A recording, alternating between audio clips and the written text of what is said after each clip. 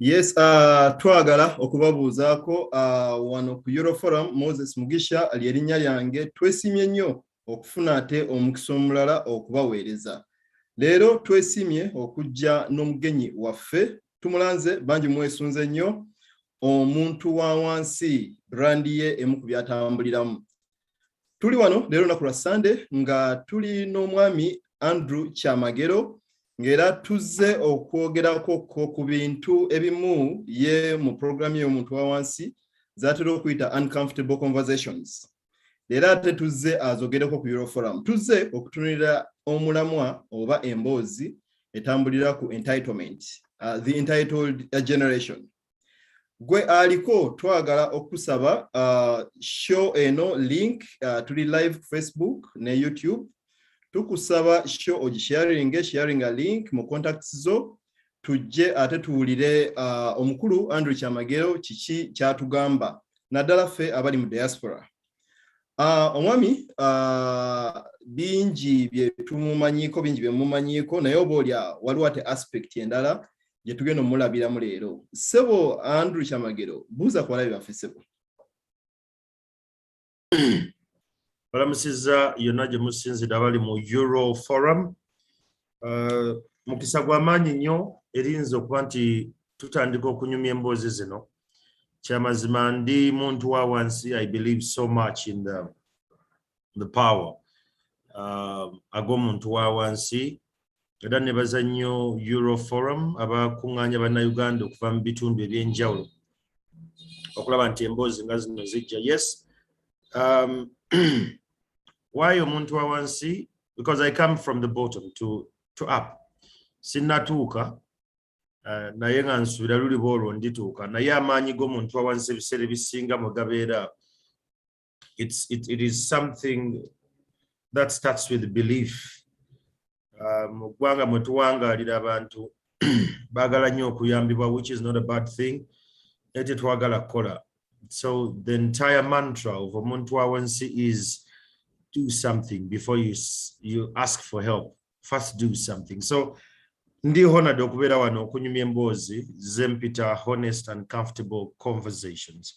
Emboozi ezitali za bulijjo, bangi bankyabwa olw'okuzoogerako, but our generation needs to wake up. So ogwo gwe mulimu gwange ogw'omu mutwe. Ndi munnamawulire, ate njogera ku mikolo egy'enjawulo, but up and above, ndi musajja mufumbo, nawasa mukyala, nina abaana babiri, ate nga ndi musajja mukozi.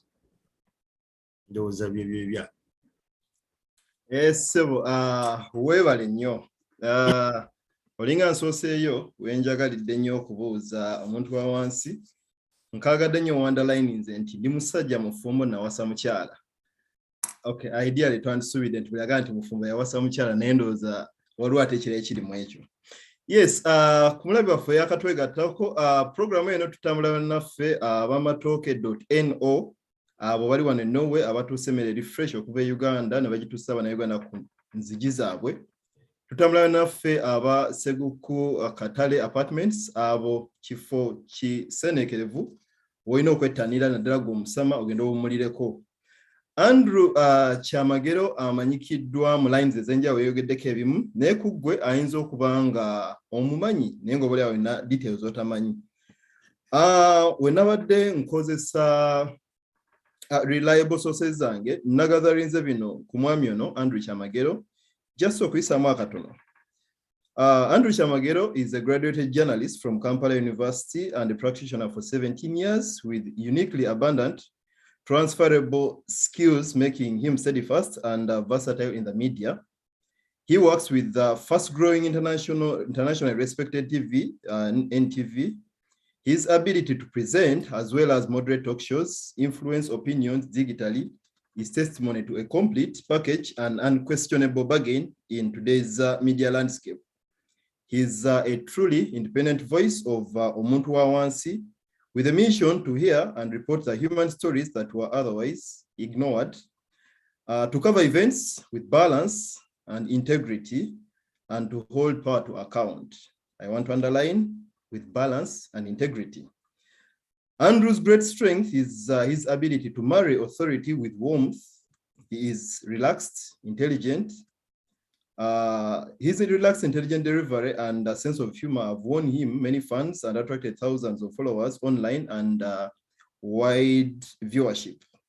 In the past, he has put his voice to good use, providing commentary for corporate films, working as the announcer for Lesotho e-visa customer care voice prompter.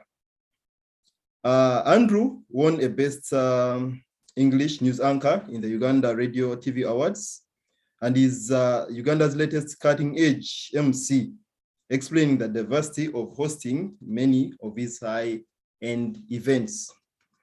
And lastly, to note, Andrew Kyamagero has lived in the US for 3 years and in the UK for 4 years. So this should be ground and evident enough, the last bit. Okugamba omuna Uganda ali mu diaspora nti ono agenda okwogera naffe munnaffe obulamu bwe tutambuliramu awaddemukko agenda kuba tayogera firimu z'amasasi. Sebo onkulu Andrew, ebyo bye nakugatharinzeeko ndowooza nekyobadde tokonyeeko ekyokuba nti waliko Kebulaaya. Waliwo nga tetunnagenda mu mulamwa ogukwata ku entitlement oba okugwanira oba okusaanira. Waliwo ekyo kyolowooza kyendeseeyo nga omunayuganda ali ku Bulaaya yandikitegedde before we dive into the program?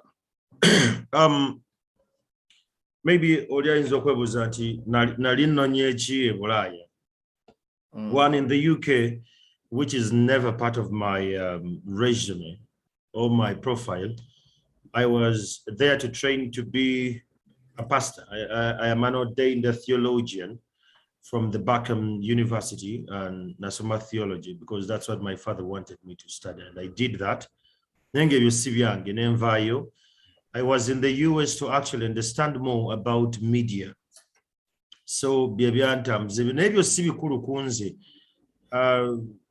because that is where entitlement again starts from.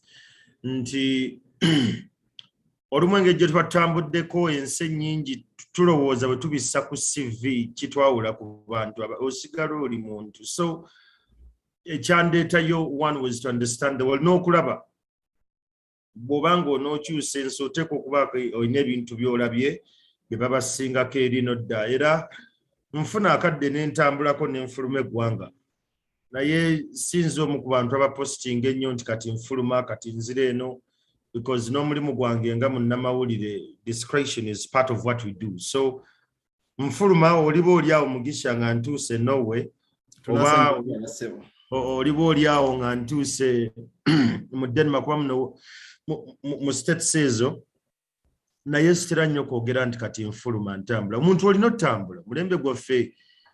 Traveling should not be a yardstick to use to prove to the public or to prove to your peers that wachikuba nnyo, ndowooza nnafu nnyo, njizalawa nnyo, because if you can move but you can't impact your community, totally nonsense. Yeah. So webale nnyo. Okay, at least tulina ekifaananyi omanyi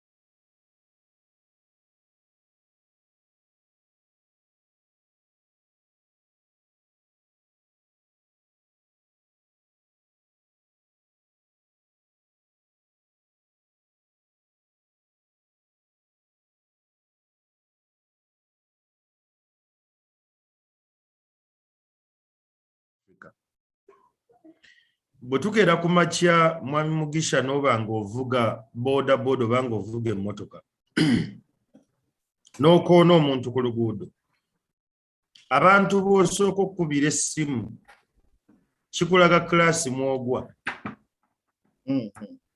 Bwe mba nvuga emmotoka ne mbaako gwe nkoonye oba ne wabaawo wankoona, bwe mba nina obusobozi okkubira akulira traffic mu Uganda, nina wenjawukana n'abalala. naye ate singa mba nsobola okufuna akabenje ne nsooka okukubira maama wange oba taata wange oba chairman ku kyalo ne ngamba chair nina ebizibu bye nguddemu wano mbadde nsaba oyiteko ku Kira Road. It shows you my support structure. Bw'obanga olina support structure gy'otunuulira ng'ofunye ebizibu nga teri mu bantu balina sse y'amaanyi mu society mw'obeera Brad oli muntu wa wansi. It is that simple. Now, omuntu wa wansi, it's a movement. It's a movement I started because Bannayuganda tusaba nnyo. Tusabiriza nnyo everything we want to be given. Bw'otunuza abantu kamera nze nga munnamawulire bano bateka recorder nga waliwo akatala akayidde nga waliwo ebizibu oba ebibambe biba bikubye ensi. Abantu bano batunuzaamu kamera bagamba ekintu kimu tusaba President Museveni ajje akole ki? Atuyambe. But you voted leaders ku community level. You voted leaders at the parish level. You voted leaders sub-county level. So kitegeeza ki nti abantu baffe baagala nnyo okuyambibwa naye nga tebakoze. And it sinks very well in the conversation to the entitlement. Kati nze ne ngamba omuntu wa wansi nti munnange gavumenti gy'olinde gye kuyambi tegenda kujja eri bize erwana ntalo za Congo eri Somalia bali bize. Ab'eŋŋanda n'emikwano b'osuubira abali e UK abali e Luxembourg abali e New York abali mu Massachusetts nabo balina bye balwana nabyo so tebagenda kuyamba. So while you are waiting you're losing time okaddiwa.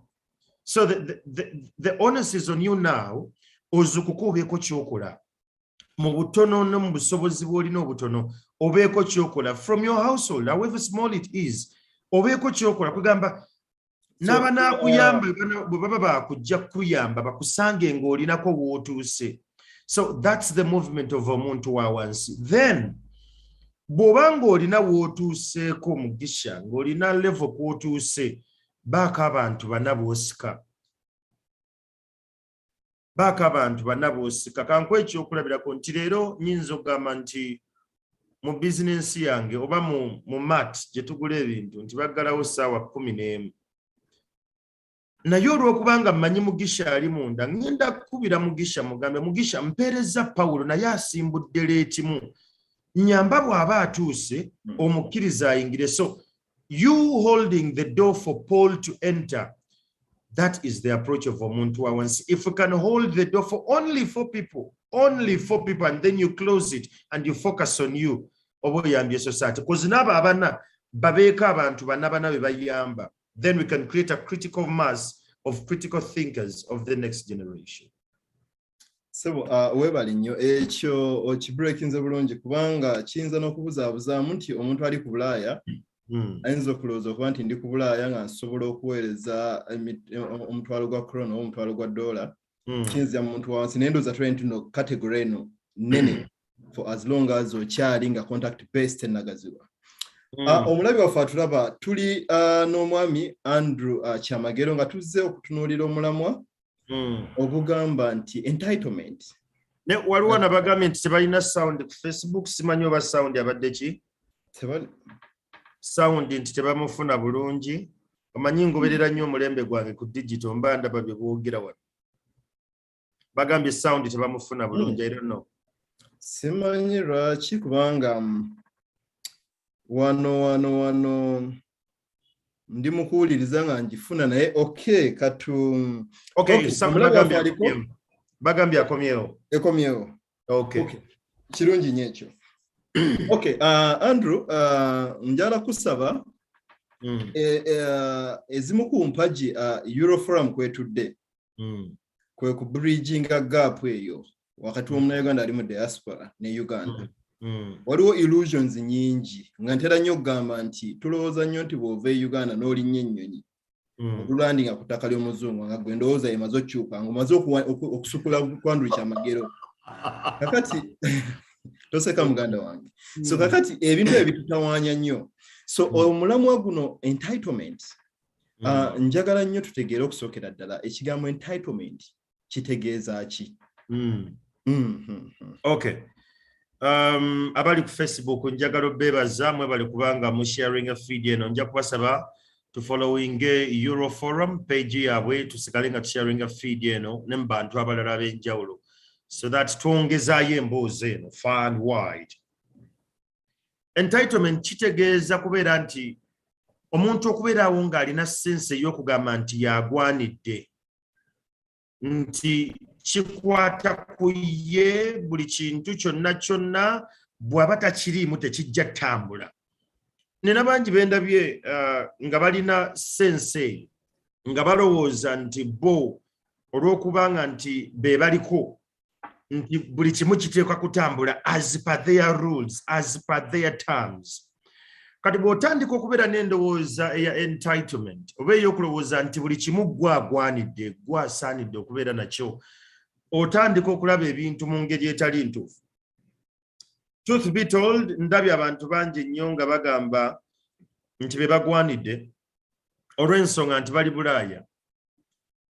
Waliwo bantu bangi abavudde e Kampala ne bagenda ne babeera mu Bulaaya naye endowooza n'esigala nga ya kidera. You changing location does not mean the change in the mindset or lenses. Era y'ensonga lwaki abantu abasinga bali mu Bulaaya naye ng'ebakomawo e Uganda weebuuza yagenda oba abadde yeesibira waka. Because you don't see any change whatsoever the case it is. So entitlement kwe kufiiringa nti gwagwanidde, it is very infectious by the way. Entitlement erya nti otuuka ekiseera n'olya nti gwagwanidde. Era abantu bangi abali ku mboozi eno abamu bajja giwulira nga tebagyagala olw'ensonga it's very uncomfortable. Abantu abali entitled babeera extremely proud. Kati kino ebiseera ebisinga kiva mu ngeri gye twakuzibwa wakulirawa. Gye tukulidde ensangi zino abaana bangi tuzze tubagamba nti you're good, you're strong, you're great. Kwegamba abaana baffe tubawa kye bayita encouragement. Njagala twawule ekigambo kye bayita encouragement from entitlement. Encouragement, omuntu oba omuzzaamu maanyi nti owa ebyokola by'amaanyi, byokola bya nsa, byokola biyamba abantu okutunuulira things at a different spectrum altogether. But now, when they're encouraged, abamu bakitwala nti be bagwanidde for that reason. So, omuntu kasita atandika okuwulira nti ali entitled, nti buli kintu kirina tambulira ku ye, omuntu oyo aba atandise okuva ku mulamu omutuufu. So, mwabali e Bulaaya ebiseera ebisinga naddala nga waakagendayo owulira nti you're entitled to respect from those back at home. Nti bw'okuba essimu katala bateeka ogikwata oba beebase oba tebeebase.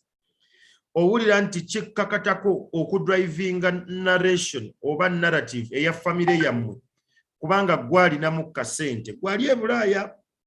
You feel bw'oba tokituddeemu tekigenda kutuuka. It's very infectious. Community mwe twakulira abantu abamu baatuwaanawaana nnyo nga tukula ne tulowooza nti gye tweyongedde mu maaso ekyamazima tuli baakitalo. Tetuli baakitalo. So when you understand that olina sense of entitlement, ate okizuula otya nti oli entitled? Mugisha olumu tugenda ku mikolo. Actually mbali nakubuuza abantu abo kubanga tutambula nga tumanyi tukola waliwo enjogera ey'okusirenge egamba I'm doing me. So n'otamanya nakumanya nti are you trampling on others' peace? You see, you can do you, but doing you requires you to pay attention to other people's spaces. N'amateeka gatufuganga. Ogenda ku mikolo mwena ne babagamba nti eri waliyo bakungu, eri tulinayo bagole, eri tulinayo bazadde b'abagundi. Naye olw'okubanga oli entitled gwe wakava e Bulaaya, bwe tuba twakava e Bulaaya tujja ne fiirwa eno nti Uganda kyalo. Bw'oba olandinga ku Entebbe airport nga wakava mu Heathrow okudda eno, olabira ddala ka airport kaffe ekyamazima nga kakipumbaavu nnyo. It's very disturbing by the way. Bw'oba wakava e Bulaaya ng'obadde oaninga ssente eziwerako Buddha ne bagamba bagenda kusasula $5 obagamba, what do you mean? Because you feel you're entitled to a better pay because universities wasomeramu ziri mitala wa mayanja. Kati kasita otandika okufiiringa akantu ako nti wavudde Bulaaya oyagala buli omu abeere ku tenterhooks because wakomye bannange Susan yakomye oyagala bakutambulize mu mbeera eyo, you're losing the bigger picture. The more you're entitled, you lose critical people mbulamu abandi kuyambye. The more you're entitled, you lose the bigger picture of who you must plug into to make things better. So, buli wotandika okubeera mu sense ya entitlement, your blind spots are very many. Or spending nnyo ng'oli entitled because you feel at times people must understand your strength. They can feel you by giving them money. So ebiseera ebisinga bw'okimala nnyo nga otambulira mu entitlement or spending nnyo, someone who is entitled, they don't pay attention to social capital. They don't do that. So that's the challenge. So weebale nnyo omanyi mukulu Kyamagero, bino ebintu ebimu tujja okubireeta n'okuleeta abantu nga mmwe nti nkwagadde nnyo akiri weekoze ku introduction kuba nawulirako ko omuntu omu bino tulaba interview z'abantu bamugamba yeyanjule nti no neyanjula Kyama man who needs no introduction nti ideally buli omu amumanyi. So kugamba okuba nti oli humble still nti okweyanjula wadde of course tukumanyi ndowooza kiraga nti you don't feel entitled. Wadde of course. Maybe to cut you short. Never assume that everyone knows you. Never assume that everyone knows you. The other day, nali nkubira mukulu wange Julius Chazesimu wa Swans. Nemukubira nemugamba, sebo nze Andrew Kyamagero, ndi muntu wa wansi, ndi munnamawulire nkola ku NTV. Nangamba ennamba yonjirina. Nemugana ya masimu bagabba. Bwe bagabba, ennamba ezimu ziba tezaasigala nga tezaasinkinga ku Google. So I cannot be so sure that you have my number, and you lose nothing when you're humble. No, actually, ekyo njada kyekireeta okugira ddala mulamwa ogw'entitlement wetulowooza ddala nti tugwanidde. Bino byonna tulabye nti entitlement bugazi bwakyo. Nti naye njala nnyo okwewunzika ku ffe abali ku Bulaaya. Nze emyaka 7 gye mmaze ku Bulaaya, nina ekifaananyi yakyo ekyentegereddemu Abannayuganda ekyenjawulo ddala. Kituba nti okuleeta ebintu nga bino ddala byoyita uncomfortable topics mba mbyagala nnyo. Omunnayuganda ali ku Bulaaya otulaze wayi tulowooza nti tuli entitled. Naye entitlement ate erina ebirungi byayo. Entitlement okukikuleetera mu lulimi olwangungu ku bantu ab'endowooza ey'ekiwuggwe bayinza kiyita overconfidence. Now, challenge ekirimu nti overtime owunziko ofunye kye bayita arrogance. Oyogera tofaayo, to whom it may concern, oba onyiiganyiiga nze tebinkwatako. Bye bino nti omugagga talina njogera. Ebyo bye balowooza ne beerabira nti obugagga tebabwogerera bulabika. And in our generation, okubeera omugagga si kwe kubeera ne ssente nnyingi, kwe kubeera ne critical mass ey'abantu b'oyimpactinze. Kati abantu tugenda ne tubeera e Bulaaya n'olowooza nti wagenda kukola ssente kye kyokka, and you get detached from Uganda. Bw'oyagala okudda e Uganda, you have to dig again. Now, digging again, it's going to cost you money because you feel you're entitled. Yisha Chitonsa gwe nasoma naye okubanga tasobola nakwata simu yange, Chitonsa moved on. Now, you can only afford to be arrogant when you're informed or when you're extremely wealthy. And when you're extremely wealthy, you will use your wealth to replace or to get in a place of your humility.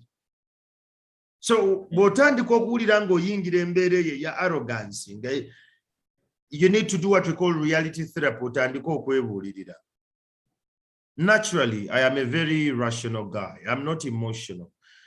But there are some people who sit me down, younger than me, and they tell me, Andrew, at times you need to be emotional. You need to feel people. You need to be sensitive about what you're saying. And because I'm not entitled, I listen in and I say, I'm sorry. I didn't know it was that extreme. Because mu bantu b'empangaala nabo kinyamba okwetereza as a human being. Nze kino nkibabuulira Mugisha. Byonna tubikola, but at the end of the day, we all thrive on people. If you're entitled, if you live in a sphere of entitlement, you detach from reality. You detach from the real people who want to work with you, who want to help you. When you're entitled, you spend a lot more money. Na yengo omuntu ali humble a driving na social capital. Chovola baliwo bagagga ku kyalo nga ina sente nyingi nenga baba yeetaaga ebintu bitambule asooka kusasula chairman, because chairman alina social capital. Gwe gy'otalina, gw'olina sente, that's why you're arrogant. Ye alina social capital. There are two different angles there. Okay, Andrew, tusooka tutegere ate tuleme bantu kubadinayinga kye badeserving. Of course, yes. Nze Mugisha ndi wano, I want to assume nti mpeerera abaana abataka wansi wa 10 e Uganda. Webale. Nina medical bills ensasula, nina abantu b'embeerinza out mu makomera ab'enjawulo. Nga surely olumu ne mutime yange eri free. Abantu Uganda bantawaanya. Embanga nina over 50 people nga basurviving ku lwange. Don't I have a right to feel entitled to respect? There are people who work harder than you. There are people gwe olina abantu atano boyamba. Ekyo nje kikwebaliza. It's a very good thing. Naye olw'okubanga obayamba si katala nti bateekwa okuwa ekitiibwa ekisukkulumye. It is not a must. You do this out of the passion you have. Kino okikola because you want to see a world a better place. Kati gwe bw'okikola ng'oyagala bakutendereza ennyo Mugisha, bw'okikola ng'oyagala nti ebibyo bw'oba okubye essimu, everything has to go to a standstill until when your agenda is achieved. You lose the mark where you started it. Mukulu Kyamagero, n'essimu gye nkubaako in most cases nga nze nagigula. Era nga awamu nina n'endowooza nti olaba Mukama Katonda by'atukolera atusuubira okumwebaza n'omuddiza ebitundu bye 10 n'ebirabo. So he's entitled to respect kubanga alina ky'akuwa. Lwaki nze ali e Bulaaya sibeera entitled to that respect nga kyenkola waliwo atakikola.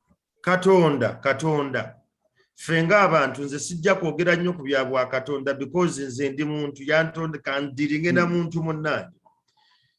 When you say you're entitled to respect, it demystifies the first reason as to why you did what you did. Olw'okubanga wakwata essimu n'ogingulira n'ogimpeereza tusigale nga tunyumya, si katala nti buli lw'okuba essimu nteeka ogikwata. Olumu nina byenkola, olumu nina challenges ez'ebitamu wano na wali nga sijja kusobola kukwata ssimu nga bw'okisuubira. Bw'otandika okukola ekintu nga you're entitled to respect because of what you've given, kye nakugambye wali, you're replacing respect with your capability to fund me. The fact that you funded me, you saw that I had a need, and by God's grace, you have the capability to fund me. So you did it in good heart. Don't expect me to respect you because you did it. Muzadde wo bw'akeera n'akusomesa, si katala nti buli kaseera ojja kudda ewaka omwebaza. Olumu fees azisasula late because of challenges z'ayitamu. End goal to him was enotamu nagisasudde. Oba nagisasula etandika oba nagisasula eggwako. What matters? Omwana yasomye. So gwe bw'otandika okuweereza ssente ng'oli Bulaaya n'oziweereza e Kampala n'oyagala bw'oziweereza bakankane, you're going to be disappointed. Because abantu b'oziweereza tebamanyi bugubi bw'oyitamu kufuna ssente ezo. So they will not respect it as such. Because they don't understand. Because they don't understand the struggle you go through to make the money, they will not respect it the way you're respecting it. Kati bwe ne bw'onompeereza essimu nga ndi ku faamu yo nga nkukolera, oba oli awo bwe wali tonnagenda Bulaaya, famire yange yali yankizo nnyo mu bulamu bwo, bw'ompeereza essimu nze sijja kitwala nga kikulu. Because what you value, possibly in my lens, is not what I value. So, gwe bw'otandika okusuubira nti abantu bagenda kwagala bakuwa ekitiibwa eky'amaanyi because oli Bulaaya obaweereza ku ssente obaweeredde abaana baabwe. No. You're going to be disappointed. abamu balowooza katala, it is a must that you must sponsor these children because taata waffe yabeererawo famire eyo, baganda baffe baayiwawo nnyo omubiri nga tannagenda Bulaaya, oyo ne passport ye ffe twatunda ettaka. So to them, they feel what you're doing, you must do it. Yet on your side, you think they deserve to respect you back. You will be disappointed, Muganda wange. So gwe bw'oba okola ebintu ebyo bikole mu mutima ogwawo Ubuntu, mutima ogw'obwa Sseruganda, ogambe ekirungi kigwana kirungi, bambeererawo kankole kyensobodde, and you move on. Life is better that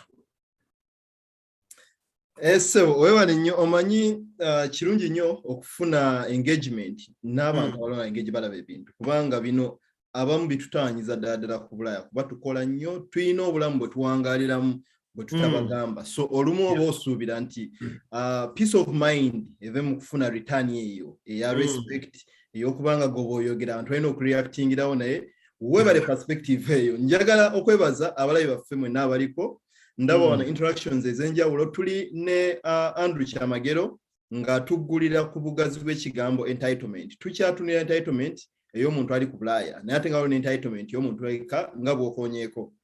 Oyo asuubira nti kikkakatako okuba nti onkolera ekyo ky'onkolera. Naye tujja funamu ka break katono tukomewo, tova ku Euroforum, subscribing ku channel yaffe eya YouTube era following ne page yaffe ku Euroforum UG. Wekuumireko.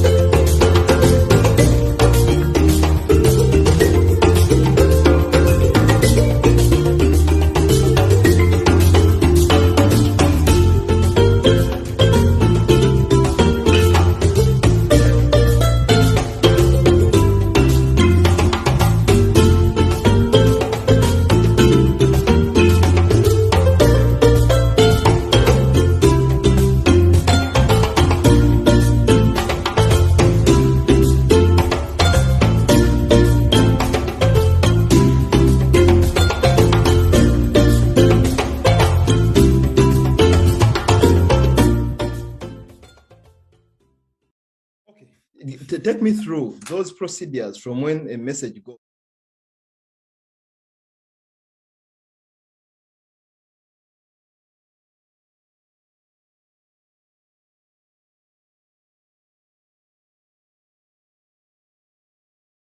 Waliwo Diana okuva Finland, Jorin okuva Sweden, waliwo Benda okuva ne Norway, njala okutumirako, waliwo Gwenda Bakaro okuva Ekaramojja, bannange abali e Uganda ab'enjawulo njala okubatumirako, naye nga waliwo comments ez'enjawulo eziri wano. Okusooka obategeeza omulamwa guno gutagetinga nnyo Munnayuganda ali mu Bulaaya. Nga Andrew bolaze nti tujja kubeera heartbroken. Misery ne pain ne anger gy'osanga ntibogeza ku Bulaaya. Ebiseera ebisinga ndowooza entitlement eno bambye tutawaanyiza nnyo, naye ndowooza tunaviira wano onaaba otuyambyeko okumanya how to get a safe landing okuva mino byonna. Sebo waliwo ekibuuzo. Kino kiyinza okuba nga kyawukanamuko katono naye era kigenda ku line yemu. Waliwo abuuzizza nti what inspired your Roman themed wedding? Okay. Ekyo nze ndowooza kyandizza eri mu AOB nga tumaliriza omulamwa. Nja kukyanukula a little later because time is not on our side. Nenja kyanukula gye bujjako. Okay. Onayawukanamuko naawe mu opinion agamba okay. Naye agezaako kukanya naawe. Bangi wano bagamba nti otubuusiza otulaze side eno otulaze side eri. Okay. Sebo tutunuulira nti waliwo abamu abayinza okiyita nti waliwo entitlement ennungi. Naye ndowooza mu kifaananyi nga bw'okimenyaamenya entitlement eyinza okuba nga side esinga nnyo okukosa. Njagala tumaaginge nga bw'olaze nti Abannayuganda bangi support eva mu Bannayuganda okuva e Bulaaya bo balowooza kibakakatako.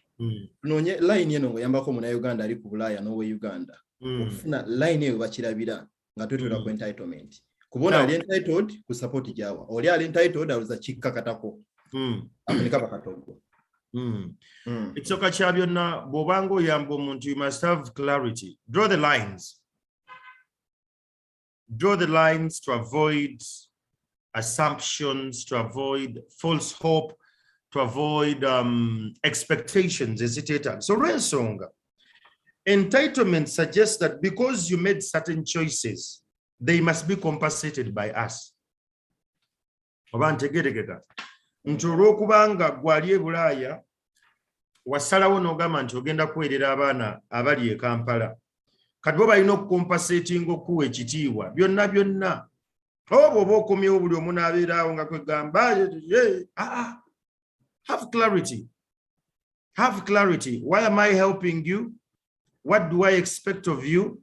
Ate n'omuntu ali side zeeno abe nga akimanyi nti bino bye binsuubirwamu. The reason why we feel at times that tuli entitled ne kitukyankalanako along the way tetuli clear kiki tusuubira. So ebintu byaffe bitutomera butomezi, if I should put it that way. So the grooming gye tukuliddemu naddala abalina abaana e Bulaaya abaana baffe tubawadde everything ne tutabayigiriza kukola. So when you're entitled, the juxtaposition to entitlement is this. When you're entitled, you don't work hard. You feel you're entitled. Abo baana ba Kyamagero, tata we yakola, abaana kabalyo sente. Yes, I worked my ass off. It is not a given that mutabani wange agenda kulinnya bantu ku mutwe. Actually, the more I become wealthy, the more I become powerful, is the more I must insulate my children. Kati bw'otegeerera nti ensi eyonoonese abantu kasita batandika okufunamu obusente oba ne babateeka mu positions ez'amaanyi abaana baabwe kasita olabanga beeyisa mu ngeri eri ey'entitlement manya nti kitaabwe takoze insulation. Being abroad and giving your children the best education and amenities that be, it is equally responsible of you to insulate their urge of entitlement by getting right hard work.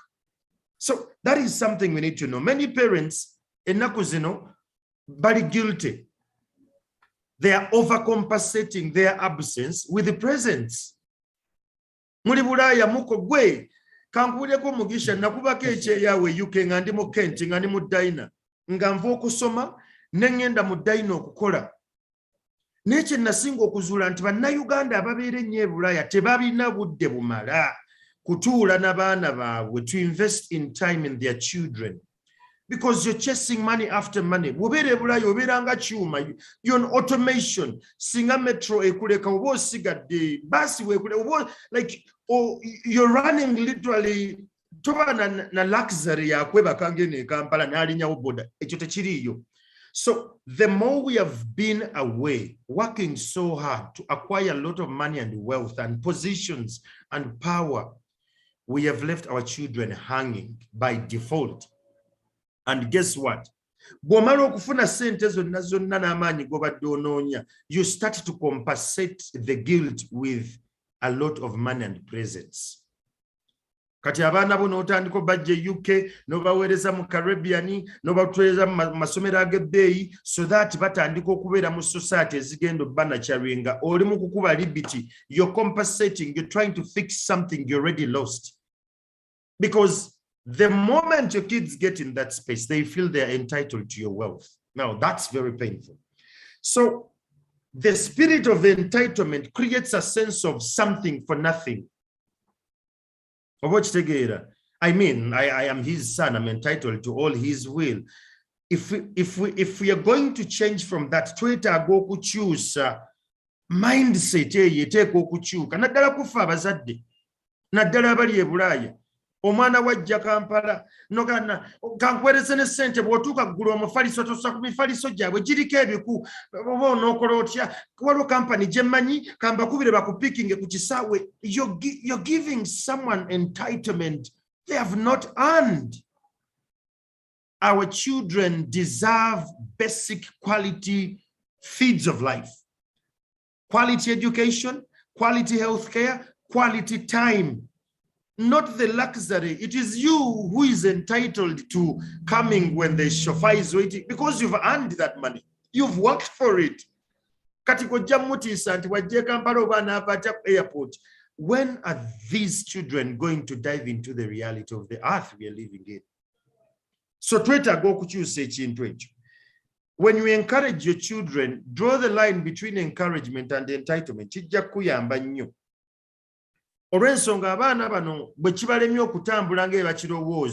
They start to throw tantrums. So there are some wives who are married to Ugandans mu Europe eyo ng'omukyala bamujja Kampala bwe bakujja Kampala bwe bakutuusa mu kyalo balina n'engeri gye boogera bw'otuuka eyo UK gye nnali bagabo yakava Kyaddondo mupya ali fresh ali organic engeri gye bakugeyaamu they feel they are entitled to you. Passport yo ebaaka akagambo ke bayita dependent kati omuntu ono gw'ogenda okubeera naye awulira nga ali entitled okukozesa kyonna kye yandyagadde because they don't understand what they're diving into. So nze mu ndowooza yange nja kugamba bwe nti entitlement, it's very infectious and you attract what you are. The reason why abantu abali entitled obulamu bubakaluubirira era bafa bukyakaluba, they attract people who are entitled as well. Actually, omuntu ali entitled bwakusanga nga naawe oli mu entitlement temutera kukkaanya because you feel your ego is being crushed. Owuliranga kwegamba atakwagaliza olabanga eyeeyisaawo ennyo because what you are, you attract exactly what you are. Taste attracts taste. No one should ever lie to you. Taste attracts taste. Kati gwe buddawo n'ogamba nti you're entitled, njagala leero okitegeere, whatever you feed grows. If you're feeding entitlement, it will grow. The problem is when it grows, uprooting it will need double or twice or thrice the effort in nurturing it. So it is not what we leave for our children in that sense. It is what we leave in them that can help them go through. Obokitegeera kankwekyo okulabirako mugisha omulembe gwaffe tulina abaana bali entitled ku bugagga bw'abataata baabwe ne bannyaabwe nti people in our generation they are holding their life on pause until muzeeyi bwafa because nze first born era nga bwe kiri ba first born ffe tubeera abasika ebyo byonna ebyataata byange endowooza nnafu omuzadde w'omwana oyo takyusizza ndowooza ya mwana ono kukola ebintu bimukoledde naye tomutendese sustainability model etambula etya sustainability plan eri etya abaana mubazaalidde e Bulaaya abaana mubazaalidde mu Europe tebafunye budde kudda Kampala because Kampala gw'ogirabanga ekyalo. I'll tell you what, I've traveled around the world. There is one thing and one thing only kye tusinza abantu abo. Our cultures give us a compass to life. Ensonga lwaki omwana omuzaalidde e Bulaaya n'akuwagguukako n'ayingira ebisiyaga n'akola biki because tebalina culture, tebalina mirandira egyo. So yes, you could be rich. Yes, you could have the best education. At times, you must bring back the people. Naddala abaana ku bujjajja balabe emirandira gyabwe gye giva gigamba ki mu kabira yaffe tubeera tutya. What is expected of me? The boys in our generation are whining every other day. Oh, mommy, daddy. Oh, daddy this, mommy that. And the parents are saying that, no mwana wange mwagala nnyo byonna ngenda bimukolera. When will that person tap into their most potential to live? So those entitled fools of children, we need to change them. They must learn to earn everything if they're going to earn it. But ekobikolerera n'ekigenda tandikira ku ffe as parents, we need to be intentional about this. Tulekeraawo okumanyiira abaana tugambe bw'anaakula anaakiraba. You know, let me be very honest with you, Mugisha. Abazadde abali e Bulaaya bakola nnyo bakolera nnyo abaana baabwe okusinga ebeekolera bo nga bo. It's weird and very painful. Nti omuzadde akola n'atandika okusasula ssente eza old age home. Nenaga bino kambikolera abaana bange banaabisangawo naye nga abaana tababuulidde bino byenkola. to be maintaining tutya, how are we going to sustain this? And that brings a breed of entitlement. Nti abaana bayingira mu kintu kino bo bakiyingira nga bakakasa nti kyabwe bw'oba tobataddeeko tekigenda kukola tekiriyitamu. So sitting long enough does not mean that it is when the time comes it's supposed to be, you know, my friend. Entitlement bwe tuyingira mu leadership eyonoonye nnyo abantu nti evudde waggulu n'eyingira mu magye paka ddala ino wansi ku muntu wa wansi. We feel we are entitled because we are from abroad, because we studied from big schools, because we hang with prominent people. That should be a checkpoint for you. Tujita the Damascus point. Saulo we yasangira n'agamba erinnya lye nkalikyuke lifuuke Paul. Whenever you feel you're entitled, you must get to Damascus point and you change from being entitled to a humble and live as a human being. Sebo, no wonder ku profile yo wekoledde erinnya mu attracting attention ey'abantu ku social media ne physically ku ground. Mu view yange, it's not for any reason naye okubeera bold ku bintu byoyogerako. Obranding shows nga uncomfortable topics. Ziri indeed uncomfortable. So ne wano yenyini we tuli nti oyogera ku bintu bangi tuyinza okuba abaliko nti twagala biwulira naye nga ate tulina okubiwulira kubanga tubyetaaga. Yes, omulabi waffe eyakegattako tuli ne Andrew Kyamagero ayogera ku entitlement, okugwanira nsaanidde nina okubanga nina kino olwokubanga ndi kiri.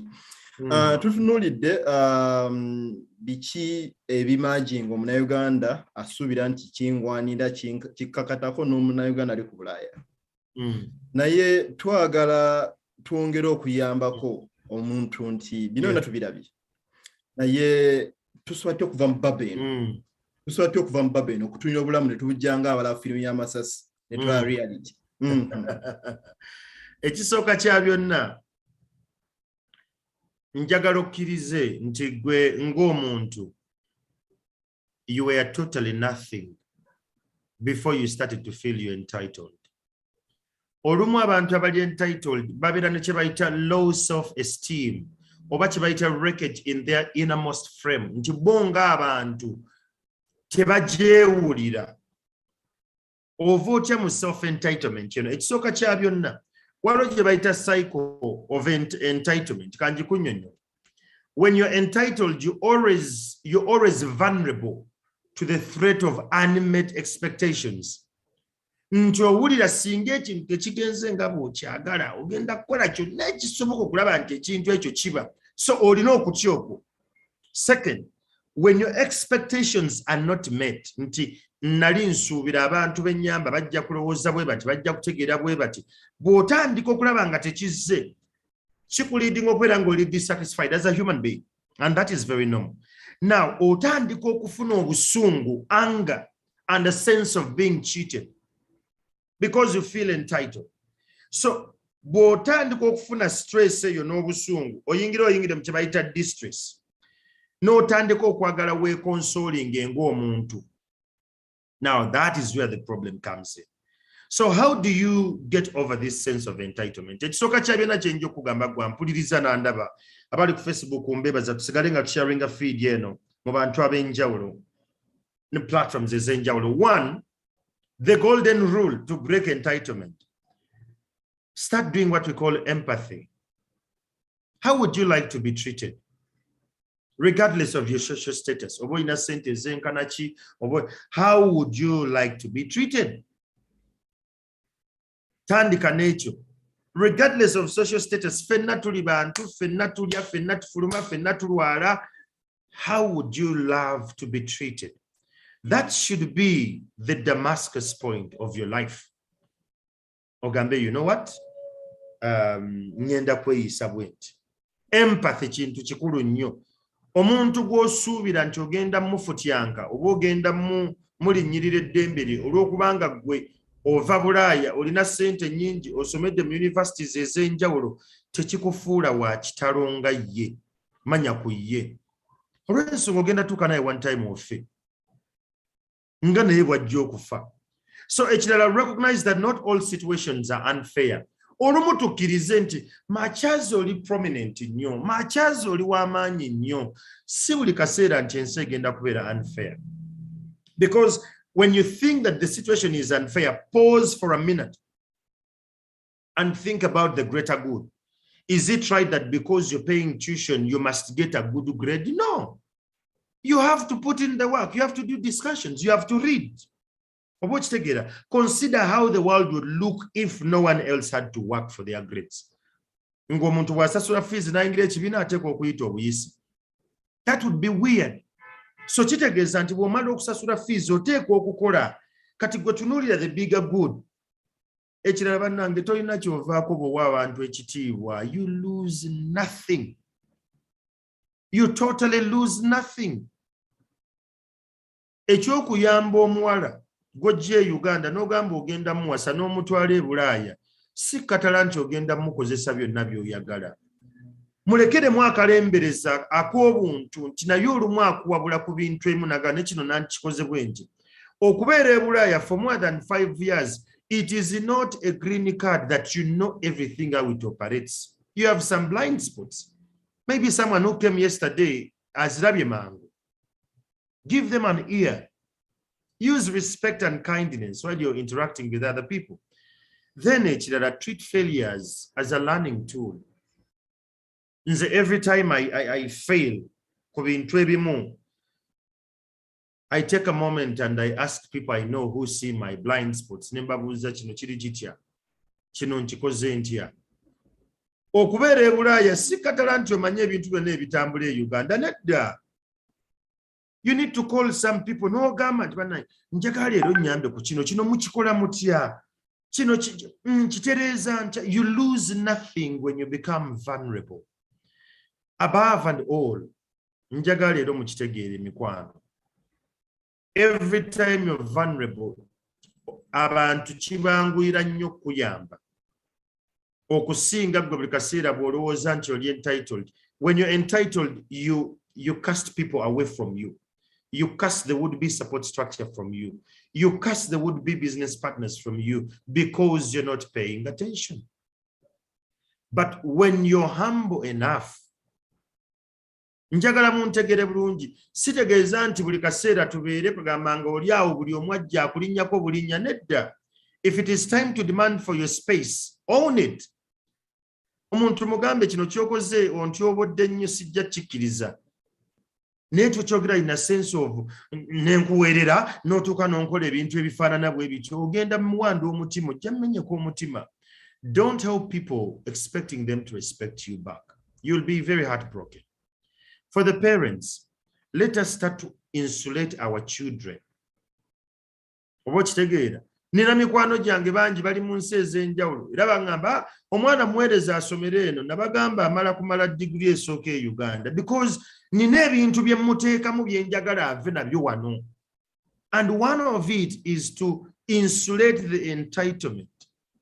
Nti olw'okubanga oli mwana wa Kyamagero si katala nti oteekwa. Let me tell you, my wife spent 2 years without a job. Nenga atemanya abantu bangi who could employ her. But I asked her, what exactly do you want to do? You being my wife, it's not a green card that you're going to get jobs immediately. I need to know what you want. You need to go for the interviews. You're going to apply and they're going to call you on merit. If you don't qualify, you will sit. That's it. Entitlement has to be insulated from home until we get to that level. Tetusobola okuinsulatinga ffe ffennyini ne tuinsulatinga n'abaana be tuzadde kigenda kutuyamba okuwangaala mu bantu naddala mu society, that it will become much more easier for everyone to deal with us.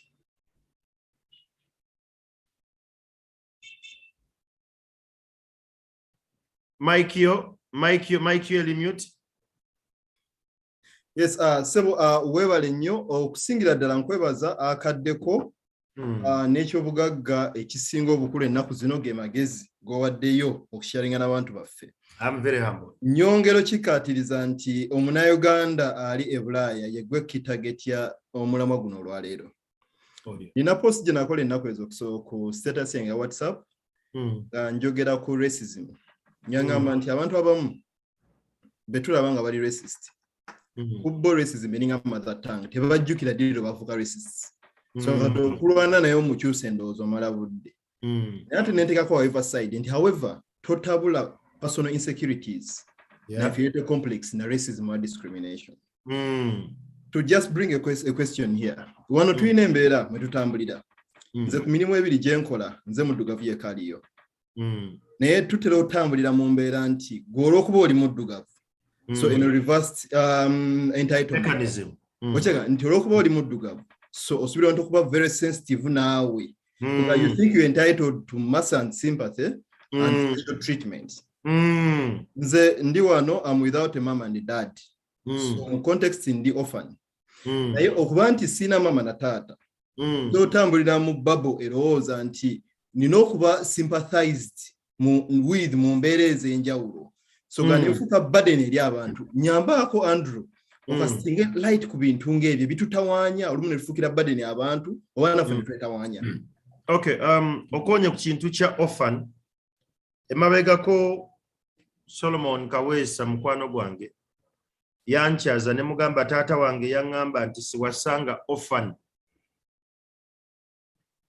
Abasinga bannayuganda banyiiga nakalabye abalala ne bankubira amasimu ebitongole ebyenjawulo ne bigamba that is insensitive. But nanyiiganga bo when my father told me that. Nembaga nemubuuza orphan si bantu. Yenze manye ebbanga Katonda lyampadde ku nsi omwana wange talibeera orphan. Nangamba nedda. Bw'osanga ng'omuwala nga taata we yafa ng'awezezza emyaka 12 oyo muwase. Naye bw'agamba nti maama yafa ne taata yafa oba maama yafa oba one of the parents nga tannaweza myaka 12 totawaana. Abantu abo balina kye bayita emotional vacuum etaliiwo nti yakula tayagalwa nnyo nga ggwe katasobola kuwa kyatalina. Abantu abo abasinga nti bw'atuuka okwawukana naawe akugamba nze nakula ne maama taata teyaliiwo oba nkyawa because they have nothing to lose. Bwe mutuuka ku mikolo nga gino nti Christmas etuuse, Moses bw'otandika okugula ebintu by'otwala ewammwe mu bazadde bo nga naye atandika okunoonya engeri gy'akuba libiti. Senga wange gundi nange kamutwaleyo gundi because agezaako okugatta vacuum but it's never filled up. So my dad was someone who saw something very far. In the context of where you are today, bannayuganda abali e Bulaaya we batandika okwagala abazungu babayisenga ejji, omanya gye bali kuwanga otambula nalyo olina obutalinyeenya nnyo because lijja kugwa, ate bw'olikwata n'olinyiga ennyo era ogenda kulyasa until we start to think we are eggs. Ne tutandika okuliivinga ng'abantu. Tulina enjogera negamba nti because I'm black okusanze ku train toyina tiketi wagoni yonna balina because I'm black kugane tulekawe. Nze kankubuulira ekintu kino nti olumu we misuse the situations. E Bulaaya nali mbaddeyo, kye nasinga okutegeera ku bannayuganda naddala abali e Bulaaya, ekisooka tulina entondo nnyingi. Bw'omalayo ebbanga entondo zikula. Ekyokubiri tetweyagaliza. Bannayuganda naddala abali e UK gyemanyi bw'oba wakatuuka bagamba tukolagana na Mugisha ebipapula bwe ani abikozeeko. We have so much of cocoons than having a unified community, and that is very disturbing.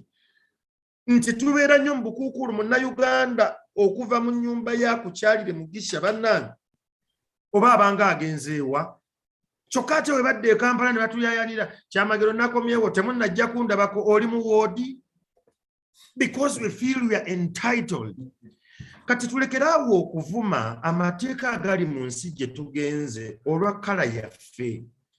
Because you're black, it does not mean people should take you as an extra treasure. Follow the rules. Do what is right. Wrong is wrong. And the right is right. If you're going to follow the procedure. Do as such. Okay? You'll get your benefits as and when they are meant to come. Tulekeraawo okwagala abantu batutwale tuli bakitawunyolwa tuli baddugavu nga tuli Bulaaya.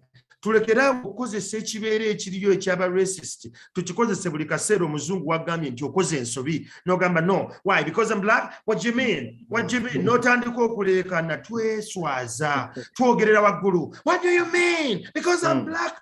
Ensonga the substance tetwagala giyingiramu. Tutandika kuleekana kati kankubuulireyo kino. Mu college school baatusomesa nga ndi emwiri eyo ne batugamba nti omuntu bw'abanga akola argument, omuntu akola argument taleekaana because there is substance in the argument. But someone with a pedestrian kind of talk, they will shout at the top of their voices to get the attention of the bystanders. Now that's what the blacks are on that side of the continent. Nti tuleekaana nnyo olwa kala yaffe ne tugaana okukola ebitusuubirwamu. Tetwagala kutambula na mpapula ntuufu batukwata ne tuleekaana. Oh, because I'm black. No, my friend. Mindset yo gikyuse. Kola ebintu ebituufu. Wrong is wrong. Do what you're meant to do and make sure you save adequately. Build a lot of banankambabuulire kino bw'obeera e Bulaaya mentality yo bagiyita immigrant mindset. Kikubeeremu nti wano najja kukola wano si waffe. Omuntu akola ng'amanyi gy'akolera si waabwe tadiibuuda ssente afuba nnyo okulaba nti actually akola emikwano emingiko because in case the system tries to engage him alina fallback safety. Kambuzemu kakatonawo. Awo oba tokontanye ne council gye batera otuwa wano. Eyaki? Nnyonyo omuntu bakugamba nti sooka osecuringe safety yo oyambe abalala. Bulaaya sooka osecuringe w'obeera nti wano home.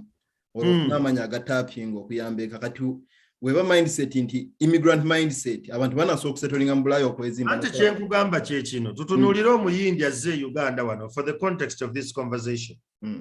Omuyindi bw'aba yakajja e Uganda asooka n'anoonya abali mu authority n'abafuula mikwano gye. N'anoonya abantu baakola nabo n'abafuula mikwano gye. Awo wonna acreatinga kye bayita critical mass esobola omuyamba later. Awo ali mu kwenyweza. Naye at the back of his mind akimanyi nti essaawa yonna wano nsobola okufa. Oba essaawa yonna nsobola okuddayo ewaka. Naye kyengezaako okulaga nti mindset ye ensonga lwaki yeetooloola abantu bano tayagala kumenya mateeka. There are some rules in some countries that are not written anywhere, but they are rules. You can't know them unless you have someone from that kind of country. Kati bw'otandika okweriraanya abantu bano ne babeera nga bakuyambako okutegeera amateeka gatambula gatya. You can't break the rules and you're not going to make the noise. Oh, because I'm black. No, you won't do that. Because you have a critical mass around you that is guiding you on policies and all that. I don't know, okiclearinze ko light bulungi nnyo. Yakubanga nga omanyi nti ebintu bino ebimu bye twogerako abantu abo balina confidence nene mu abo aboogera. Nga bw'okimanyi abantu balina confidence nene mu bigambo by'oyogera. So ekintu ng'ekirinza okuba kina side eri kiba kirungi okiclearinga okinyumira ddala mu bugazi bwakyo. Naye nga omulabi waffe aliko weebale nnyo okwekuumirako. Tuli n'omwami ono gwe mumanyi obulungi ennyo batera nnyo bayita public figure. In my view, you're not just merely a public figure because public figure is a neutral word. So kuba ngoli public figure mu minus ne plus. Nenga you're such a societal magnet nga bwenze nkulaba. Ngobeera nnyo shozo nga ndoza yegwa koze linnya mu mbeera eyobuta seeking a cheap popularity but based on values. Yeah, yes. And I want to tell you on camera that I've borrowed a leaf from you on so many occasions. Topics zojo sharing ako ezenjawulo. Naye njagala okukkiriza nti abantu bafa balina ebintu ebyenjawulo ebibakutteko ndaba no comments nyingi nnyo Mu segment eno esembayo just katufunye mu ka break akatono ennyo katujje ate tubeeko ne interactions z'abantu bane ebibuuzo ebimu bye tubuuza just to engage the public. Okay. Katufunye mu ka break akatono.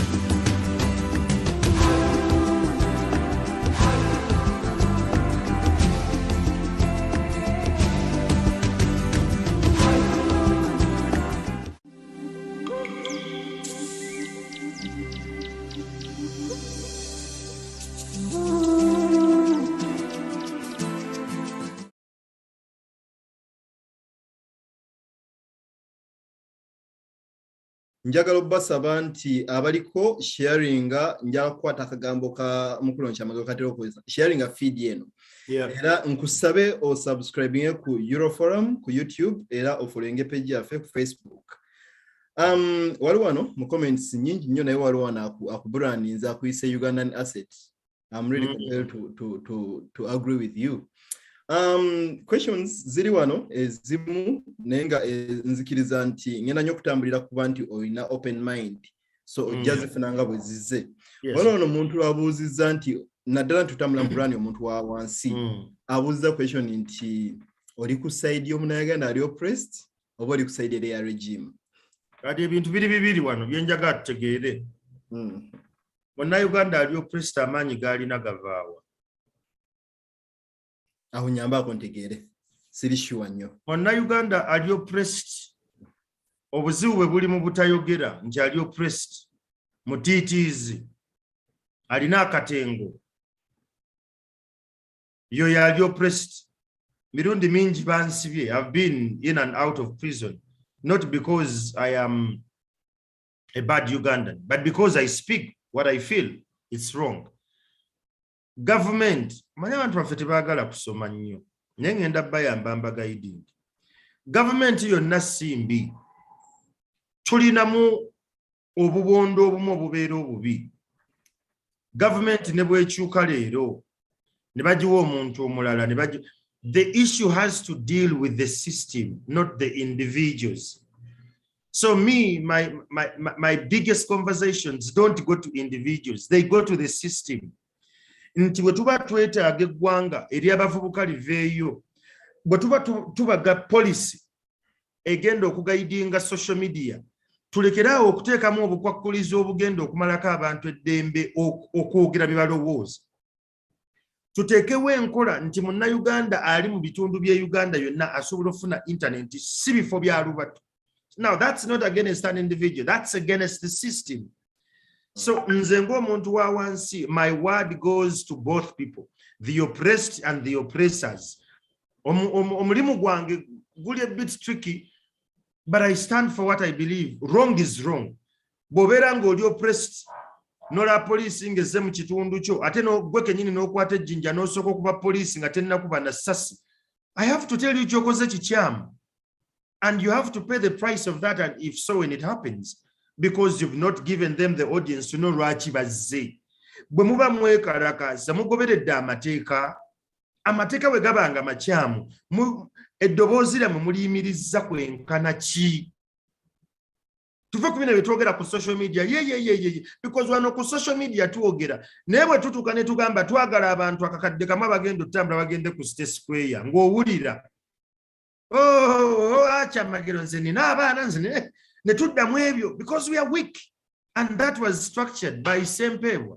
Bw'oba wali osomye ku paper gye bayita eya Sempebwa, the Sempebwa consultation, abakukunavu abalowooleza ensi eno baamanya engeri gye bagenda okutukendeeza amaanyi omulembe gwaffe.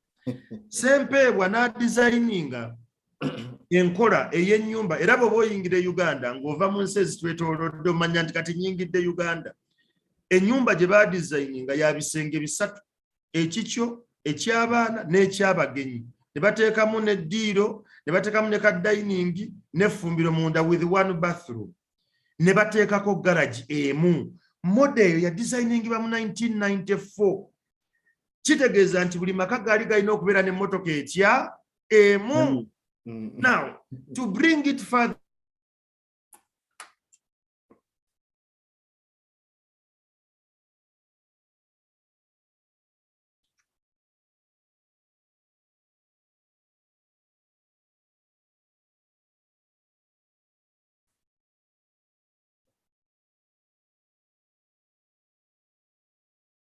Gibson, are we on?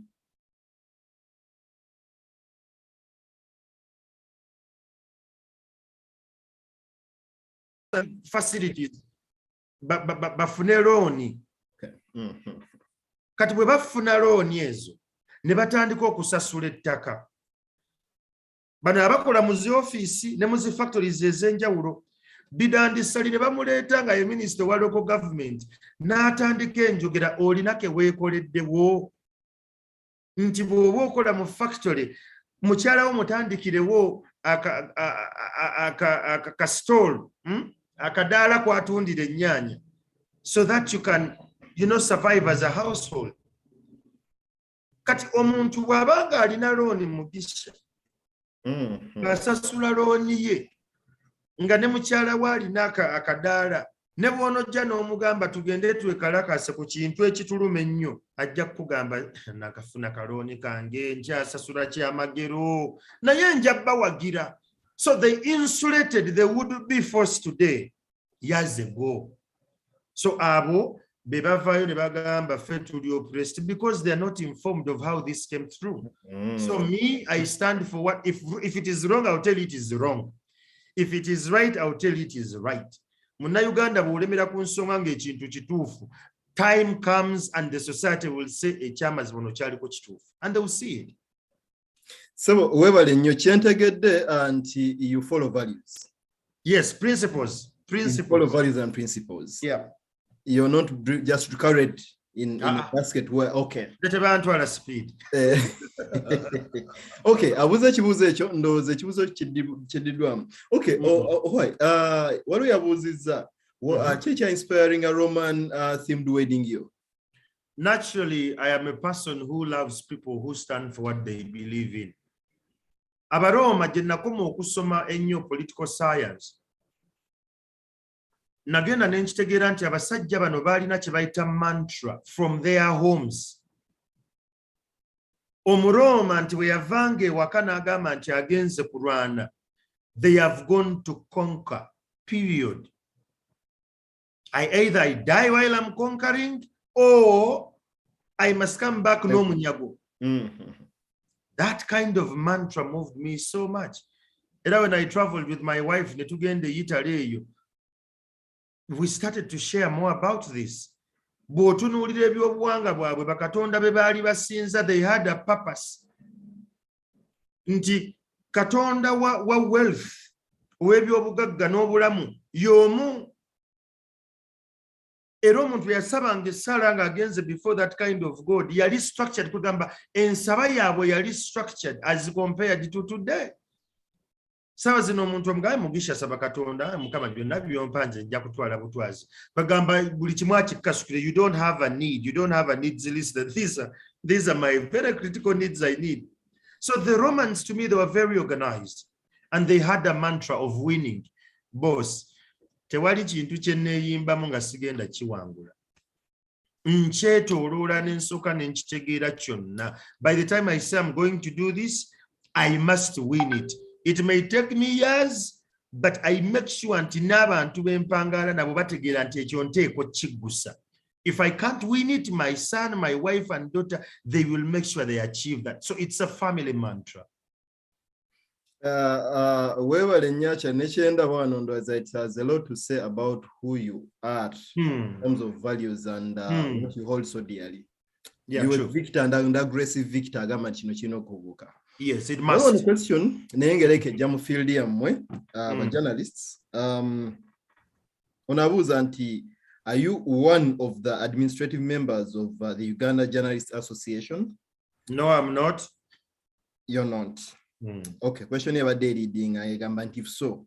Okay, however, what they told you, Nendoza kansome BTN, the Uganda Journalists Association has measures in place to combat corruption among journalists of both paper and TV media.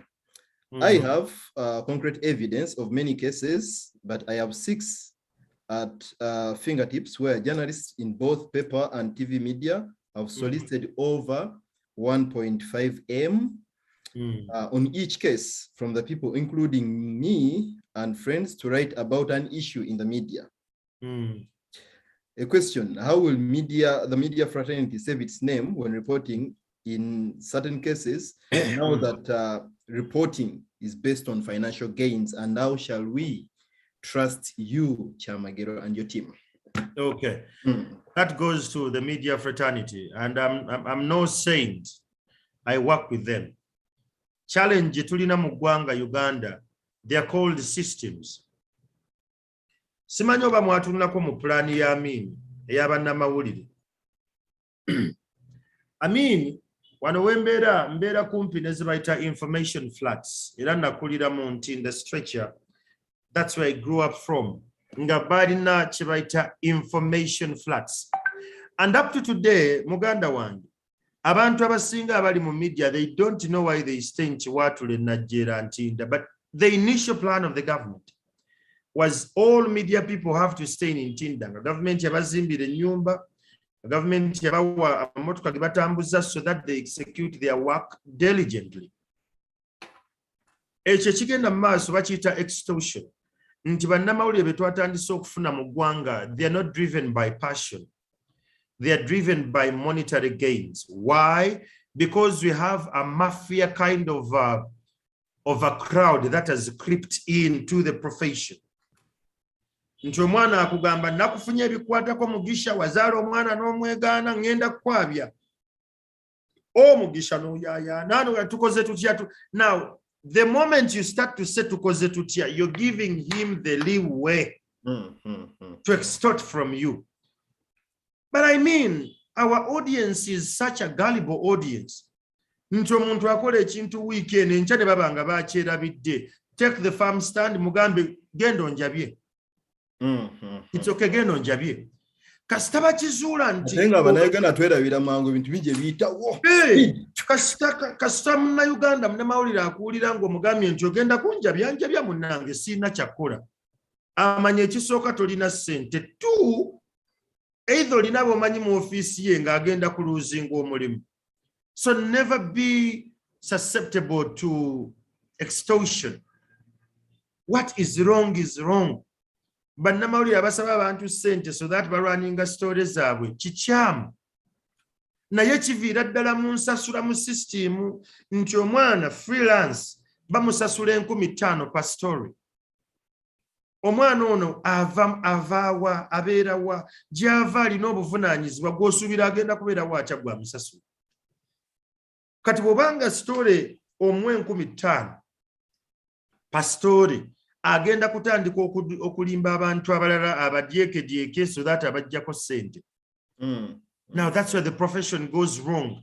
Njagala otunuulire abantu abamu abali mu media. For all the years I've worked in the media, I have kept one thing: integrity.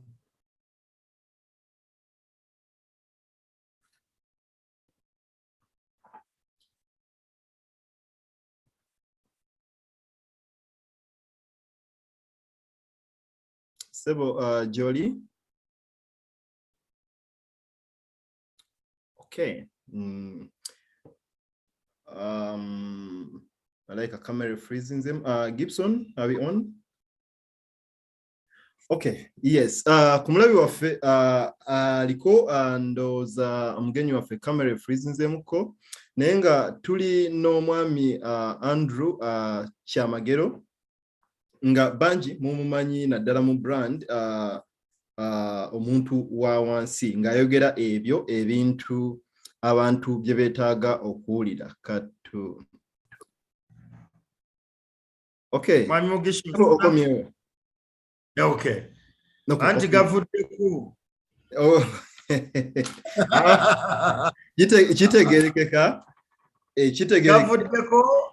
gavuddeko ate nga bw'omanyi Uganda, but regardless you move. So ekyo kiviira wali mu system nti abaana tubasasula kitono ate bwe tumala basasula ekitono ne tubasaba ebintu bingi, so they have to find a way to bridge the gap. Kino nakigamba omukulembeze ne mugamba lwaki tokkiriza etteeka lya minimum wage ne lijja nti omukozi asookerwako afuna ssente zino. Nansiza mu luzungu omanyi Kyamagero neetaaga okusooka okukola enguudo, neetaaga abantu ba investor basooke bajje nga bangi. Kati tujja kulinda ba investor naye ng'eno abaana kye bakola ku ground kikyamu. Can we have the law in place so that biri ebijja bigwe nga lino already lyatambula dda? So awo tulina challenge Buganda wange. Sebo, webale nnyo, njagala nnyo engeri gyo addressing issues quite emphatically and eloquently. It speaks so much about the person you are. Kino era kibuuzo nakira kimulaini emu, onabuuza nti why are journalists very skeptical like lawyers, doctors and carpenters? Ekyoka kya byonna ndowooza oyo tafunanga budde kusoma the two sides of the brain. Lawyers, journalists, carpenters, we are on the right side of the brain. Doctors, engineers, pilots, bali kuchibaita left side of the brain. So the right side of the brain will ask the 5 questions: why, where, when, with whom, and where, and when. Ebibuuzo tubibuuza because it's part of our side of the brain. Omuntu eyasoma formula eya gravity tekyukanga up to today. They are on the left side. Nge bamusomesa nti akataago bw'oba okasala ng'ojjanja omuntu osala wano. The human body has never changed in any way. So ekyo bakikwata. Saabuuzizza ekibuuzo ekyo nja kumusaba yeekuumire nnyo mu kumanya obwongo bukola butya and why we operate the way we operate. Sebo yabuuza ekibuuzo bakutumye kugenda kwongera kugaziya kunoonyereza na kumanya. Obudde butugendako naye nga Sebo njagala okusooka konkubisi nga sinnakusaba mulundi mulala nti mu bbanga eritali awala tugenda kuddamu okufuna okukyazaako wano. Nzikiriza nti onfuna Sebo? Okay. Nti mu bbanga eritali awala tugenda kuddamu okufuna okukyazaako. Sebo oli live. No katono nnyo omanyi gundi ebadde mbadde manyi kati ekivudde eri ekyamasanyalaze kirupinze ne kijja ewange. Okay, kale awo tuvugewo. Mbadde ngamba nti sinaba nakusaba away from camera nzikiriza nti mu bbanga eritali awala tugenda kuddamu okukyaza. Njala okugamba wano enowe nze omu ku ba community leaders. Wakati awo mu networking n'abantu abali mu nsi ez'enjawulo. Ku Bulaaya tuli bayonta bakumanya. But unfortunately, banji tetumanyi. Ngawe nakugambye luli nti tulina void eno gye tutambuliramu. Nti okuba nti olaba ebizimbe by'abasajja n'ogenda okubya selfie n'otiba ku Facebook n'olaba omuzira n'olaba system ezikola. Gwe you assume nti knowledge is transferred by induction. Nti okubeera okumpi n'abagezi nti nawe ofuukirawo mugezi. So tujja kusaba nnyo abasajja nga tujja kusaba abasajja nga mufisse ng'obudde mujje mwogereko naffe. Yes, nayenga chamazima before COVID-19 nali ntambula waliwo mikwano gyange bakola enkuŋŋaana mu nsi ez'enjawulo. I visit ne twogera, but my conversations are very uncomfortable. Naddala ku bantu ab'e Bulaaya. Era bwe bankyazanga nabagamba the first 30 minutes of my talk ogenda kunyiiga bamu mugenda na kufuluma.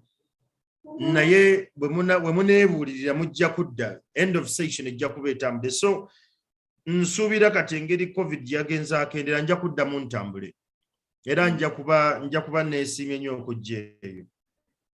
Tunasanyuka okukyazaako wano n'okutegeezaako engeri gyolina pulaani etambula. Sebo twagala okuwa invitation ng'obudde bukyali. Wano tulina ekibiina kyaffe Uganda mpulira. Sebo nkuwulira naye network mpulira mukulu. Nkuwulira Sebo. Sebo ompulira. Okay. Network. Kati nkuwulira, yes. Okay, nange nkuwulira. Okay, network egezaako okuwakanya naye tujja. Nga toneeyongerayo waliwo wano agambye ye Muweesi Hannington.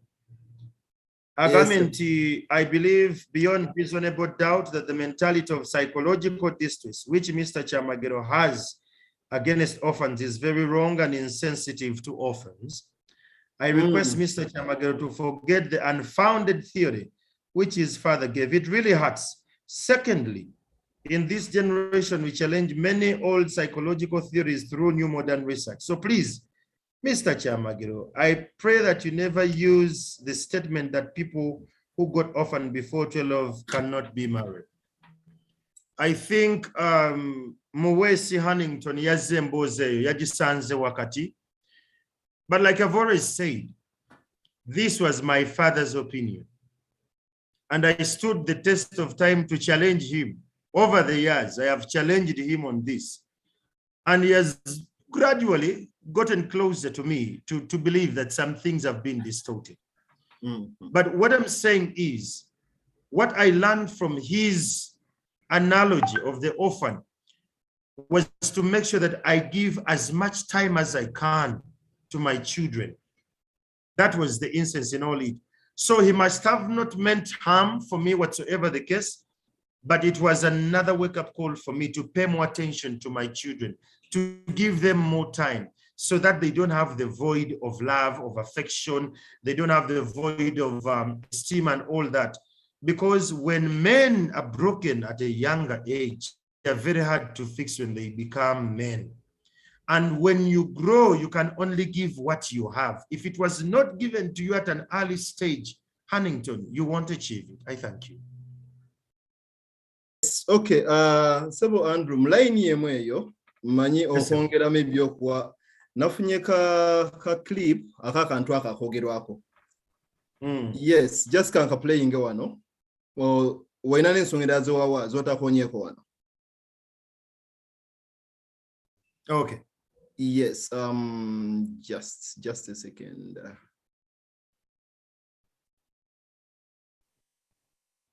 Yeah. Nakula chimanyi sirina kuwasa mulekwa. Orphan. What? My Mosaic explained, young man, to never marry an orphan. At least I will never cut the venga jebali, irregardless of Baba Yenga jebali. Namugamba, no, Nangana Soka Kunyiganga, Namugamba Sivan, they are human beings, Nangamba. You're going to have to pay for the emotional baggage, Jajana, you. Omuntu bwabanga orphan n'omuwasa bw'otuuka n'ogamba nti bino mbitwalako ku Christmas atandika okubeera ne emotional distress singa babaddewo nange nanditute kati atandika okukompasetinga it's okay bw'afuuka orphan nga masomuwasa it's a stage already bazadde be babaddewo and there I support her because mbadde naye muzeeyi awumudde tubaddewo byakoze abikoze siganye naye kyenkulaga nti bw'owasa obuwasa orphan nga bazadde be bonna baafa n'ogenda n'omuwasa otandika okukompase baba n'entonde ezitagambika because their emotional structure is not there. Buli wotuka n'omubuuza kati oyo senga wange no senga yange yambeerera wannyo so kitegeeza ogwa mu kye bayita black tax nti buli bwafuna ssente akugamba nina okulabirira omwana wa senga gundi so you as a couple you cannot build up so fast because alina okukompensatinga abantu abaamukuza eyo emotional distress eyingira ku wallet yange buli kaseera mba nina newoomugulira ekiteeteeyi nga kirungi agamba nze singa kitange yabadde wange ekiteeteeyi kyange kyandibadde kirala bwe ntuuka mu pasika ngula bintu tugenda amaama twejaga mubitwala agamba kale singa nange muzeeyi wange baddewo naalaba ku bino like you have to pay for a lot of emotional baggage kati nze ekyo nali sikitegeera abantu bano. Okay, njagadde okuleeta akantu ako osanga ku side ya Hannington akaliwe ne reason erajowa the aspect of the emotional baggage. Yes, okay. Ndowooza n'abalala kuba ebintu nga bino yinza okubanga biteekawo controversy naddala emotional controversy biyetaaga maybe clearing. I would have kept it at that Nendoza nti it is quite important. To some degree, Yeah, we have I'm also an orphan, but to some degree, I'm compelled to agree with you. Sebo, ambade kugamba nti wano enowe tuyina musama tuyina wano ekibiina kyaffe ekigatta Abannayuganda, Uganda Cranes Norway, nga tujja kuwa invitation eri formal naye at least wano kitegeereko tukusuubira okuba nti musamo n'abaako naffe okubaako engagements naffe Abannayuganda. Network efuse enaaba yange oyiyo yetapinga muyange engeri gye wagambye nti okay. Anyway, ndowooza network erabika egezaako tugamba naye mbadde kugamba nti musama Uganda Cranes Norway tuba ne gatherings ez'enjawulo nga tusuubira okuba network yange. Wow. Okay. Network erabika egezaako tugamba nti we should hold it here and maybe keep it on next time. Nenga sebo mukulu Andrew njala kusaba owe remarks zo ezisembayo as we wind up. Sebo okapiki nzako. Okay, bana mutusonyiweko network egezaako obutabera friendly naffe naye nga tukkiriza nti we shall manage through okulaba nga tumaliza. Ndaba nga network ya mukulu Kyamagero erabika freezinzeemu naye ekyo tekijja tugaana kulindamu for a few seconds until it comes back. Sebo okomyewo. Okay, agezaako kuloginga in nga etulinda mukulu Kyamagero ajja. Okay, okomyewo.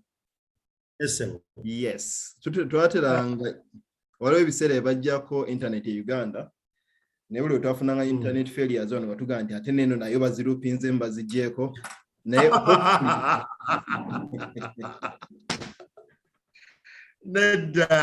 hopefully leero si bwe kiri kubanga ebintu bye twogerako bya mu muntu wa wansi, typically muntu wa wansi. Ate nga nja kweyanza nnyo okujja Norway. I will come and we'll talk about this and more. Abantu baffe naddala abazadde abali mu Bulaaya eyo batandika okulaba ebintu from a different layer maybe. Yeah, sure. Yes, Sebo, omulabi waffe aliko twagala okwebaza. Kadde katambudde nnyo naye ndowooza it was for a good cause. Bino byonna ebyogeddwa wano tubyetaaga. Ate nga wagamba olumu nti tulina internet bye tukozesa ebyenjawulo nga ffe tulowooza nti byeyina okola. Naye ndowooza twetaaga olumu n'okuweebwako chance egikozesako otherwise. Sebo, nga osibula abalabi baffe, Sebo, wa closing remarks zo? Closing remarks zange ekisooka kya byonna nsanyuse nnyo nti Huntington tumunnyonnyodde kyandibadde si kya bwenkanya singa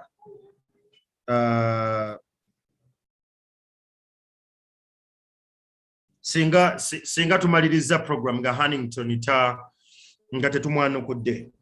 Ate oba oli awulizokesanga ba Huntington bangi. Yeah, banji, but you see, as well. Yes, absolutely. Ekitukakatako ku building critical structures ezisobola otuyamba.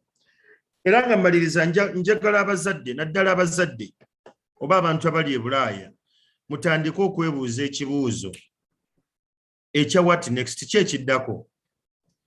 With all that you know, with all that you have, kye kiddako. Yes, Uganda kyalo, especially oba kutambula mu nsi ezifaanagana bwe zityo. But I mean, there is no place better than home. Oyinza okwa Uganda nga avaayo nga tebyali birungi. You can have a new chapter to start again. Neneebaza ne kampuni eyo etwala ebirime eby'abantu n'ebifulumya n'ebireeta mu Norway ne mu nsi ez'enjawulo. Abantu ng'abo twongere okubawa amaanyi. Abantu abali mu Europe muve mu bukuukulu. Those clusters entono, they're just breaking you again and again. So I want to challenge you nti muve mu bukuukulu. musigale nga mukola bye mulina okukola, mweyambe, mugatte amaanyi gammwe ag'enjawulo so that ebintu bino bikyuka. Oba okitegeera. So abakulembeze abali eyo nga Mugisha Moses njagala obbeebaza mwebala omulimu gwe mukola okulaba nti bannayuganda babaako critical mass gye basobola okcreating esobola oyamba bannayuganda. Ekyo nja kubeebaza nnyo tusigale nga tukola ekyo kiyamba bannayuganda kibongerako. Naye ekyo nga tekinnaggwawo era nja kukusaba gwe munnayuganda aliko n'ali e Bulaaya ng'owuliriza otandike okubaako ky'okola. Stop being entitled, start to put in the work. If you've made the money, if you have the connections, start to insulate your children. Tandika okuinsulatinga abaana bo baleme kitwala nti olw'okubanga maama waabwe bataata abo olina ssente, it's a must for them to behave the way they behave. Find time and send those kids back in Uganda. Obaweereza ssente senga abo oba maama waabwe obagaye mugende ajja bapikinga ku kisaawe baba banonedde mu airport taxi baba banonedde mu taxi public means, so be it. Let's not hide from the reality. We are Ugandans, we are blacks. Ate n'abali tugoberera amateeka tuleme kukozesa racism kali okugamba mbu bagenda tuyisanga amagi tekijja kusoboka. We must be intentional. Let's be intentional husbands. Let's be intentional fathers. Let's be intentional wives and mothers. But above all, let us be intentional Africans. Thank you so much, sir. Tubadde n'omukulu Andrew Kyamagero, company gy'obadde weebaza bagiyita matooke.no. Abo simu kwe batambulira nti bw'ogula emmere yaabwe, bw'ogula products zaabwe obanga impactinze change e Uganda ng'oyambye omunnayuganda oyo alima. Matooke.no ogenda ku website yaabwe ng'oteekayo odayo. Tutambudde ne bannaffe aba Seguku Katale Apartments, abo nabo kifo kiseenekerevu kikakamu ekyokusulamu. Njala okwebaza ssebo olw'obudde bwo era n'okutegeeza nti mu bbanga lya wiikisi ntono nnyo nja kukusaba tuddemu tukukyazeeko ku wano. Bintu bingi ebiri central gye twetaaga okwogerako ku Bulaaya. Twetaaga abantu nga mmwe, waliwo n'agambye nti ddala zino zoyita uncomfortable topics, nange nkwekakasa. Topics eziri uncomfortable gye wabadde oyogera ku the value of a side chick, something like that. The power of a side chick. Okay. Topics ngeze zityo okwogerebwako. So ndoza line yemugira okwogera ku entitlement ku munnabulaaya eyewulira nti nina akasente nina obuyinza ffe tutegeera nnyo tulina ideas nyingi nezo ne illusions tulina. Naye nga tumaliriza nyanange okutegeeza gwe omunnayuganda ali ku Bulaaya. Nina omwami mukwano gwange Uganda eyo bamuyita Karugaba Moses, omusajja omu ku bemmanyi abali analytical. Yampa ye engeri gy'alaba mu Bulaaya. Tali ku Uganda, tali ku Bulaaya, naye yagala talina nnyo kimuleeta Bulaaya. Ye yagala nti Bulaaya agirabanga abantu abava mu kyalo ne mujja mu Kampala. Kati bw'obeera mu Kampala olowooza owo mu kyalo kimu kimusinga. Naye nga olumu ayinza okuba nga ali happier than you. Kati ffe tuva e Uganda tubanga abazze e Kampala okujja e Bulaaya mu context eyo. Naye ndowooza ebirowoozo bingi nnyo. Njagala okwebaza okwekumira ku Euroforum, subscribing ku YouTube channel yaffe, follow us on Facebook. Euroforum tutambulira ku slogan egamba communicating with peers. Indeed, Andrew, you've done it perfectly well. Thank you so much for your time. Most importantly, honoring the visit. Nojja o sharing epo naffe. Tovaako weekumire nga ku Euroforum tujja kukomawo next Sunday nga bulijjo ate okwogera ku mulamwa ogukwata ku madiini ku Bulaaya. Tujja kuba n'omwami Kawuma Habi ali wano Norway atambula mu brand The King's Mind, n'omukyala Jovia Mukwaya ali Sweden awo okweexploringa engeri gye tulaba amadiini ku Bulaaya tugeetaaga ddala amadiini busibe ku mufirika nga baportrayinga oba waliwo kye tutamanyi. Mwebale nnyo, mwebalire ddala. Nsigadde ndi Moses Mugisha wano Oslo Norway.